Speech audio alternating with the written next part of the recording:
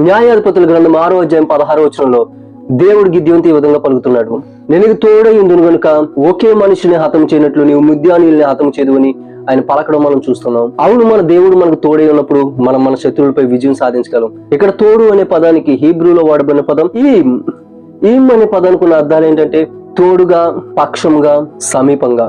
అవును, మన దేవుడు మన తోడుగా ఉంటాడు, ఆయనే మన పక్షంగా ఉంటాడు, ఆయన మనకు సమీపంగా ఉండి మన శత్రువులపై మనకు విజయాన్ని ఇస్తాడు. ఇక్కడ గిద్యోను తనకు బలహీనని దేవునితో తెలియజెప్తున్నప్పుడు ఆయన నేను నీకు తోడుగా ఉండి నీకు విజయాన్ని ఇస్తానని ఆయన్ని బలపరచడం మనం చూస్తాం.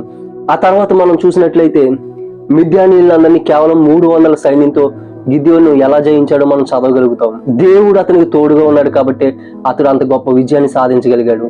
ఈరోజు దేవుడు మనకి తోడుగా ఉన్నప్పుడు మనము మన జీవితాల్లో విజయాన్ని సాధించగలుగుతాం. కాబట్టి మనం అందరం దేవుని సన్నిధిని కోరుకుందాం.